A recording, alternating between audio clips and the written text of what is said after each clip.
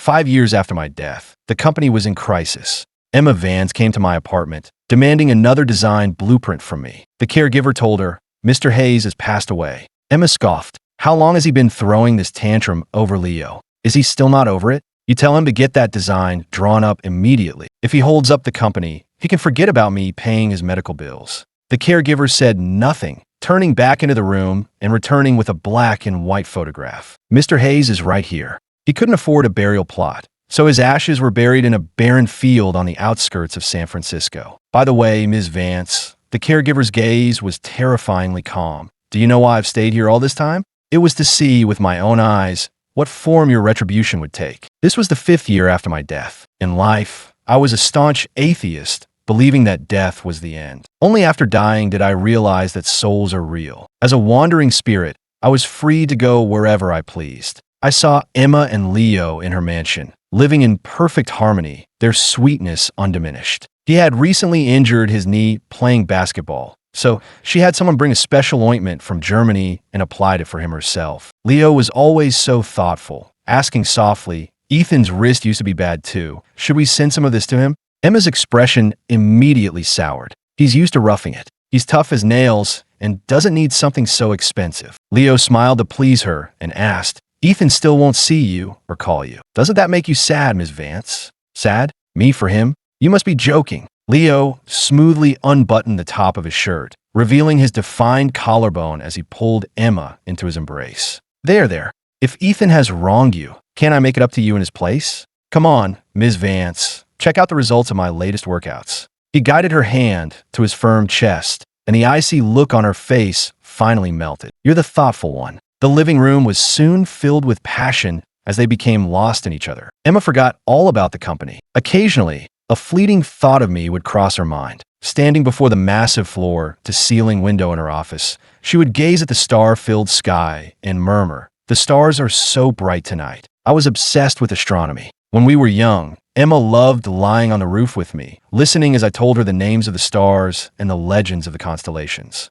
Her longtime secretary noticed her distraction and cautiously suggested, "Ms. Vance, perhaps you should go see Mr. Hayes." Emma snapped back to reality, her expression turning cold once more. You think he's worthy of me seeking him out? Since he chose to leave, he can stay gone forever." She didn't know that I had already returned. I was there in the sea of stars she was gazing at, watching her quietly. I couldn't understand why other souls were able to move on to the next life, while I alone was stuck. The powers that be said I had to wait my turn for reincarnation, and my number hadn't been called yet. So I was left to wander this city day after day, from my apartment to her mansion, from her mansion to her office, watching Emma and wondering how long the line was. I lost track of time. It had been so long, I stopped counting the days. Then, in a meeting, her secretary reported, "Ms. Vance, the main structure of the Celestial Park is finished, but we still don't have the blueprints for the surrounding buildings. The project is at a standstill." For the first time, I saw panic on Emma's face. At the board meeting, the directors were relentless. "Ethan Hayes is the best architect in the country for this kind of conceptual project. We need him for this to work. The investment in this park is massive. Every day it's stalled. We're losing an astronomical amount of money." Left with no other choice, Emma finally lowered herself to visit my shabby little apartment. It made sense. There are plenty of architects, but a top-tier one obsessed with astronomy is one in a million. The apartment was practically bare, and the caregiver, Caleb, was mopping the floor. He glanced at Emma, wrung out the mop, and continued his work in silence. With her hands in her pockets, Emma shifted, clearly uncomfortable with the heavy silence. Caleb was her half-brother. His mother died in childbirth, and the Vance family, refusing to acknowledge the bastard, sent him to grow up in an orphanage. He was starved and poorly clothed at the orphanage, and it was around that time I decided to sponsor a student, so I paid for his education. After Caleb graduated from nursing school, he insisted on coming to work for me as my caregiver. Now, he looked at Emma as if she were thin air. "Tell Ethan I'm here," Emma said, her voice filled with its usual authority. Caleb shoved the mop into the bucket and scrubbed it vigorously, splashing water everywhere. Only after he had finished the entire floor did he slowly turn around, his voice flat. "I can't." Emma let out an exasperated laugh. "Caleb, don't think for a second that just because you're not part of the Vance family anymore, I can't touch you." Caleb picked up a rag and began wiping a table, speaking each word deliberately. "It's not that I don't want to tell him. It said I can't speak with the dead. Why don't you go to his grave and tell him yourself? Emma froze, her body rigid, the color draining from her face. But she quickly composed herself, a sarcastic smile playing on her lips. Caleb, you hate Leo. You hate him for the idea he gave me that led to your mother's death. So now you're making up this nonsense to get back at me. Is that it? Caleb wiped the coffee table until it gleamed. He straightened up, meeting her gaze without flinching. I don't just hate Leo. I hate the entire Vance family. Your beast of a father raped my mother, and you, his venomous daughter, conspired with your lover to have her killed. The fact that people like you are still walking this earth means the devil must be sleeping on the job. Emma shook her head dismissively. That's all in the past. Why bring it up? Besides, it takes two to tango. Are you saying your mother was completely blameless? Caleb's eyes were filled with venom. That right there is why I hate you. Every last one of you is inhuman, treating people's lives as if they're worthless. Emma was thoroughly enraged. Who do you think you are? The fact that I let you live is the greatest mercy you'll ever receive. She waved her hand impatiently. I don't have time for this. Get Ethan out here now. Caleb slammed the rag on the floor and roared, his voice raw. Are you deaf? I told you, he's in the ground. Can't you hear me? Ethan is dead. On the desolate outskirts of the city, Caleb led Emma down a muddy path for an hour until her expensive heels were caked in dirt and she looked completely disheveled. He pointed to a small, lonely mound of earth with no headstone. This is it, he said. I floated in the air above, watching Emma. She took off her sunglasses, seeming to wipe the corner of her eye as she stared at the mound, her face a mask of shock and disbelief. But that shock was quickly replaced by a cold, almost cruel mockery. It's fake. This is all fake, Emma declared aggressively. Don't think I don't know what you two are plotting. Ethan, you just don't want to do the design for me, right? You just want to see me fail. She pulled a yellowed piece of paper from her pocket and read it out to the mound of dirt, word by word. Do you remember this promise? I, Ethan Hayes, would walk through fire for Emma Vance. I will never leave her, no matter the time or place. I will always put her first and love her for all of my life. I watched her calmly. Walk through fire? What hadn't I done for her in this life? When she was 16, an actress her father was seeing tried to force her way into the family, using the media to corner Emma and her mother. I was the one who hacked the actress's computer and found proof she was paying for a smear campaign, saving Emma's position as the Vance heiress. I was nearly beaten to death in an alley by thugs the actress hired. When she first took over the company, the senior executives wouldn't listen to her. I was the one who pulled all-nighters to create a breathtaking, astronomy-themed proposal that won her the bid for the West Side property, finally earning her the board's respect. Later, she met Leo at a club and brought him into the company. I was completely disillusioned, my heart turning to ash. Even so, when her company was on the verge of collapse, I sold everything I owned to save it. Not long after, I came down with severe pneumonia and couldn't even afford the treatment. I tried to ask her for a loan, thinking that for old time's sake, she wouldn't let me die. But when I arrived at her office, her secretary informed me that Ms. Vance was on a private island vacation with Leo and was not to be disturbed under any circumstances. Now, as I watched Emma read that old vow on my grave, I felt nothing. No matter how passionately those words were once spoken, they were meaningless now. How can a dead man help the living? Emma recited the vow over and over until her voice was raw, then finally left in frustration. Back at the mansion, Leo was waiting with his hand wrapped in a bandage, a pout on his face. He pointed to a simmering pot on the stove. I want to make you some soup, but I cut my hand. Emma took his hand without a word. What's wrong? Did Ethan refuse to help? Leo asked, squeezing her hand playfully. Come on, don't be upset.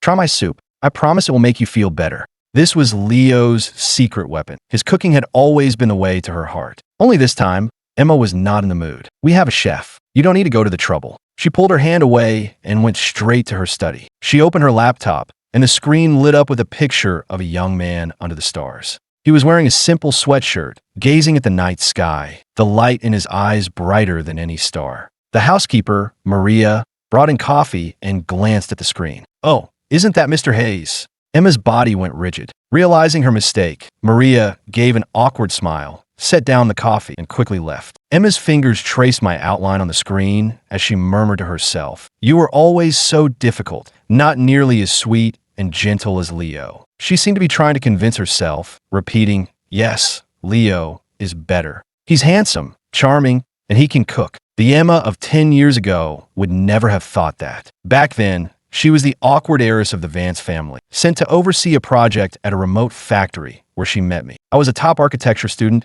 working on site day and night to gain practical experience. This grueling, hands-on approach allowed me to master in 6 months what took my peers years to learn, and I quickly started making a name for myself. Everyone on the site treated me with a polite, distant respect. Only Emma was different. I'd come back to my trailer in the afternoon covered in dust, and she'd be there with a cold bottle of milk and a radiant smile. That smile was as beautiful as a silver-lined moon, absolutely dazzling. She said the construction site was boring and that the only interesting things were my blueprints and the way I looked at the stars. We surveyed the land together, stayed up all night drafting plans, and carefully managed the budget. The night sky in the country was incredibly clear, and every night we would climb onto the factory roof to stargaze. She was always secretly taking pictures of me looking at the sky. She said she wanted to marry me and have a child who loved the stars as much as I did. I had nothing to my name, so I tore a page from my sketchbook and wrote down my solemn promise to her. Having been on my own since I was young,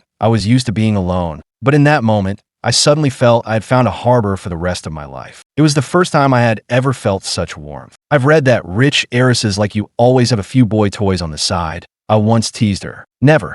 I hate people who can't commit. And what about when you're the CEO of Vance Corp? I hear powerful people always have a few admirers around. Emma stared at me, the light of 1,000 stars reflected in her eyes. She leaned in close and whispered, "You're the only one I want." Those words struck me like lightning, shattering all my defenses. We weathered one crisis after another. The year I turned 27, her father died, and Emma officially took over the Vance fortune. Not long after, she met Leo. Leo was young and passionate. He cooked for her, wrote endless romantic posts about her on Twitter, and even publicly declared he would marry no one else, content to just wait for her. The day he started at the company, I asked her, "Are you falling for him?" She avoided my eyes and snapped, "He's just a bit of fun. What CEO doesn't have someone on the side? Why can't I?" "Ethan, don't you think you're being a little controlling?" From that point on, a rift grew between us that could never be repaired. She suggested we get married, but I refused. "I don't share my wife,"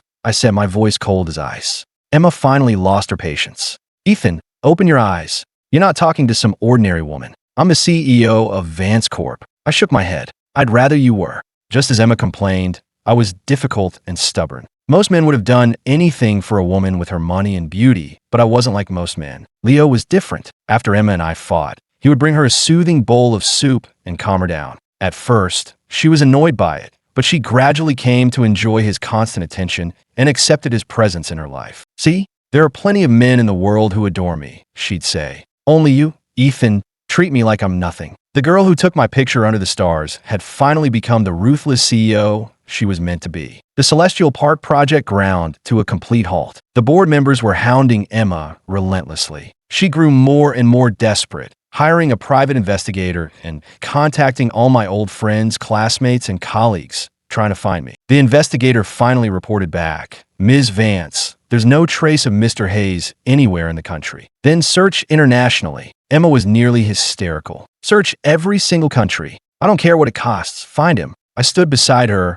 looking at the bamboo pen holder I had made for her, now with a crack running down its side. I reached out to fix it, but my fingers passed right through. It didn't matter. Some things, once broken, aren't worth fixing. I didn't know when my turn for reincarnation would come, but I didn't want to spend it floating here, watching her lose her mind. Just then, Leo arrived. He brought a fancy gift box containing a new pen holder carved from polished rosewood. Its intricate design was a world away from my simple bamboo one. He casually picked up my pen holder and tossed it in the trash. "I saw this old thing was broken, so I got you a new one, Ms. Vance." But Emma suddenly erupted. She grabbed the rosewood holder and hurled it out the door, screaming at her secretary. I said no interruptions. Who let him in? The terrified secretary apologized profusely. Leo was stunned too. He quickly fished my pen holder from the trash and began wiping it carefully. "I heard you were in a bad mood, so I just wanted to check on you. If you don't want to see me, I'll go. Please don't take it out on your secretary. I'll go home and make you some soup to help you calm down." He continued, half apologetic, half plaintive. "Even if you're angry, you shouldn't have thrown it. It was very expensive. I bought it with what little money I had left after paying off my debts."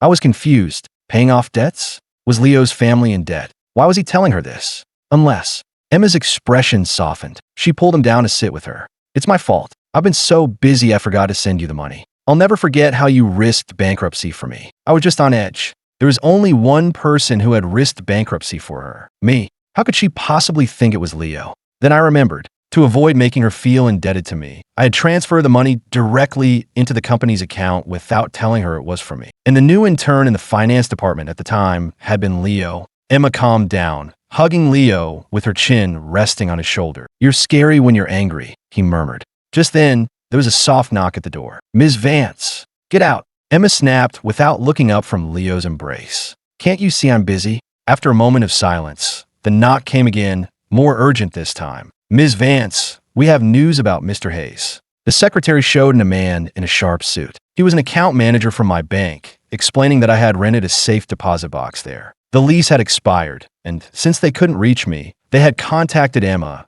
as my next of kin. "These are the contents of the box," the manager said respectfully. "According to our policy, if the lease expires and the contents are not claimed, the bank has the right to dispose of them. However, given your relationship with Mr. Hayes, we felt it was best to consult you first." In her hands, Emma held a yellowed notebook. It was one we had bought for $1 at a little shop near the factory all those years ago. I had told her, "We'll each keep a journal. When we're old, we can trade them and see who wrote more insults and who wrote more words of love." Now, my journal was in her hands. She turned the pages, each one filled with my notes about our time together. Her hand trembled so violently she could barely turn to the next page. Her secretary cautiously offered a tissue. "Ms. Vance, are you?" Emma shoved it away and started to laugh. "Liar. Ethan is such a liar. Does he really think he can fool me with such a cheap trick? In his dreams." She turned to her secretary. "Do you remember when we were bidding for the West Side property? Ethan accidentally left a flawed blueprint in the restroom for our competitor to find. They thought they had us, but our real bid used a completely different, perfect design.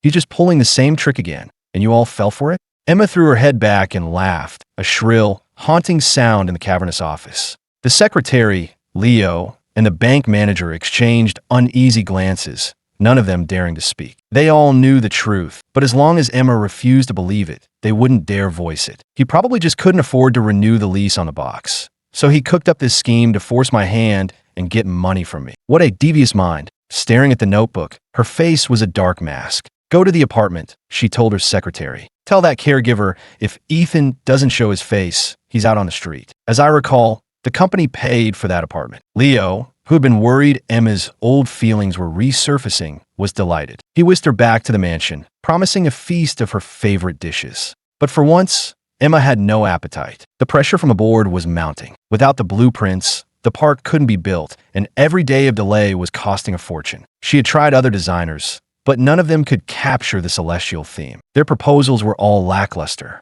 Emma started chain smoking by the window. After every board meeting, she would stay up all night, just staring at the stars, whispering to herself, "If only Ethan were here." 5 years after my death, she was finally remembering my value. The Vance Corp stock price began a steady decline. Months in the red sent the board into a panic, and shareholders began quietly selling off their stakes. I watched silently as they negotiated with her competitors. Even those who were holding out began to whisper amongst themselves, "It's over." I heard Vance went to visit Hayes' grave. He's really gone. And so, the sell-off began in earnest. Even strangers could see the truth that Emma so stubbornly refused to accept. Or perhaps, she didn't dare to. The Celestial Park project had tied up most of the company's capital. If it failed, Vance Corp was just one step away from bankruptcy. Emma was finally pushed to the edge. She had Caleb kidnapped. "Caleb," she said to him, "you were so close to Ethan. Let's see if he cares whether you live or die." I couldn't believe what I was hearing.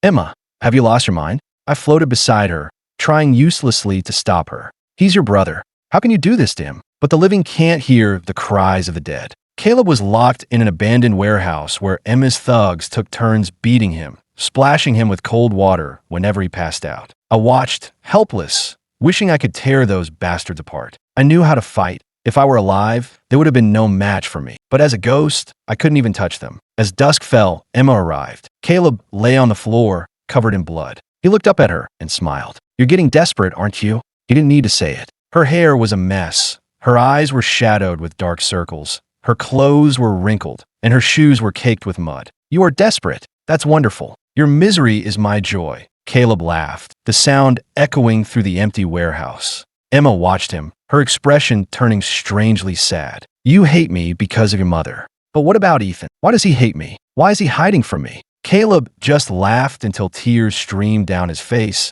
but he didn't answer. Emma continued, as if talking to herself. Ethan doesn't get it. All he knows is his books, his stars, and his designs. He has no idea how hard it is to run a massive company like this. When I started, I had to play games with the old guard on the board. They pushed Leo on me. Did I have a choice? This is all his fault for being too idealistic, for demanding too much. I told him over and over that he was the one I loved. I told him I would marry him and give him a huge wedding. What more did he want? Why did he have to push things this far? I floated there, watching her. She still didn't understand. I never wanted a marriage certificate or a wedding for show. I wanted the radiant girl on that country rooftop who took my picture against the stars. Her love was pure and all-consuming, and she only had eyes for me. She didn't mind my temper, she understood my principles, and she would never have been with another man. In the end, it was all just a foolish dream. Ethan said, Caleb began, wiping blood from his lips and speaking the words I could not. That if you hadn't promised him he would be the only one, he never would have been so stubborn.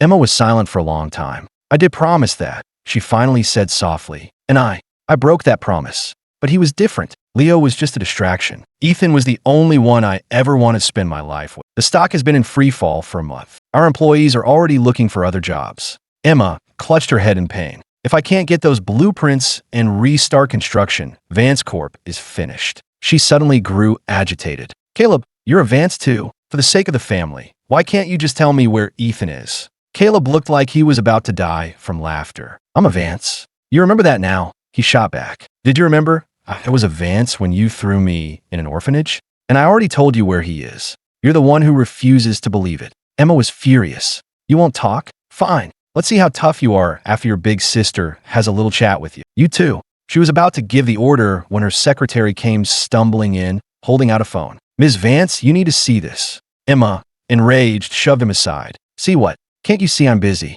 The phone clattered to the floor, but the news anchor's voice was clear. Recent torrential rains have caused flash flooding on the outskirts of the city, leading to several landslides. Fortunately, there have been no casualties. However, while clearing debris from one slide, rescue workers made an unusual discovery, a pair of rings. On the screen, the rings were shown. Each had a tiny, inlaid star, with a trail of gold tracing its orbit. Even caked in mud, they gleamed. On the inside of the bands, the engraving was clear, Emma and Ethan. Emma swayed, nearly collapsing. I watched her, my heart aching with a bitter sorrow. I had designed and crafted those rings myself. From melting the gold to setting the stones, I had done it all by hand. They were my most prized possession. I had planned to propose to her with them. If this was all an elaborate trick, I would never have buried the rings. There was only one possible truth. That lonely mound of dirt was my grave. The man who had sworn to walk through fire for her, to love her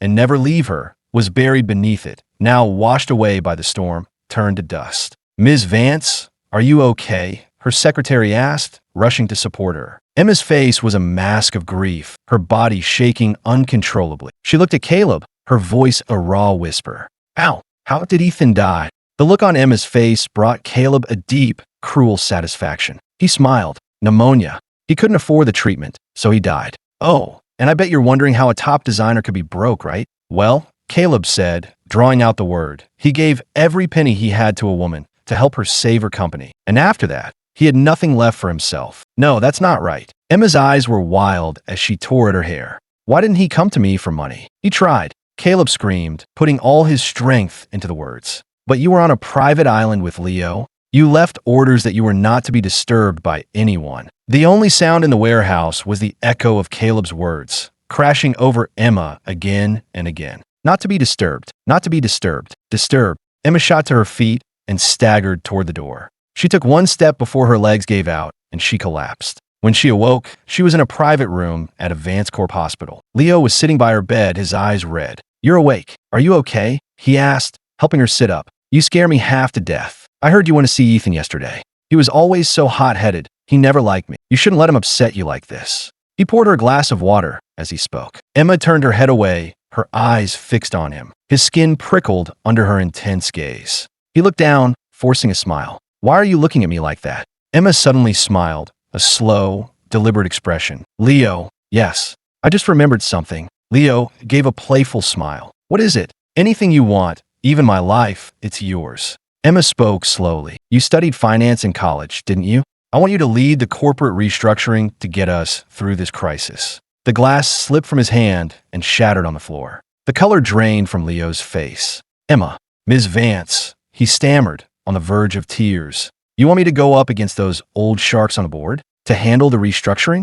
I haven't done that kind of work in years. I'll mess it up. After a long, pitiful monologue, Leo changed his tune. Is the board giving you a hard time again? And that Ethan leaving you in the lurch like this? He really screwed you over. Emma looked at him with a strange, soft smile that sent a shiver down his spine. Leo, you've been with me for so long. It's only right that you should do this for me. Ethan could design buildings for me. Why can't you restructure a company? Her eyes grew colder, and Leo tried to pull back, but she grabbed the back of his neck. Have you forgotten? She asked. You've raised funds for Vance Corp before.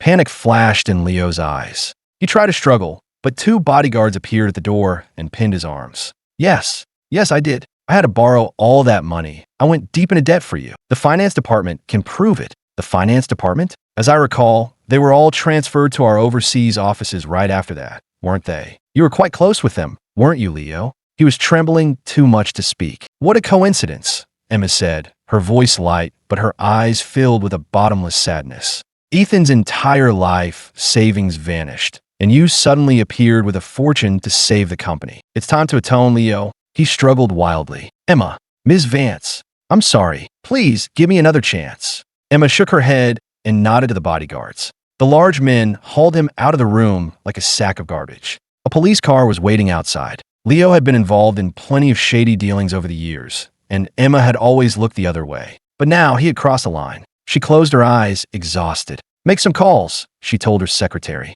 Make sure his time in prison is difficult. I want him to suffer everything Ethan did. After her secretary left, Emma sat in silence, her eyes closed. She couldn't sleep, but she didn't want to open them. After a long while, she took out the yellowed notebook and turned to the last page. It was the last entry I ever wrote. Wednesday. Sunny, but I'm dying. I'm filled with hate. Not for Emma, but for myself. I hate that I was foolish enough to believe in a promise that was never real. I only hope that in the next life, we never meet again. Emma's lips trembled, and the tears finally came, a flood of grief. No, it wasn't like that, she sobbed. My promise was real. I loved you. I really did. Watching her, twisted in agony, I felt a pang of heartache for the first time as a spirit. My form began to grow transparent, my soul fading. Perhaps my number had finally been called. I reached out a ghostly hand and, just as I used to, gently stroked her hair in a silent farewell. This time, it's really over. Emma, may we never meet again. A heart-wrenching sob echoed from the VIP room.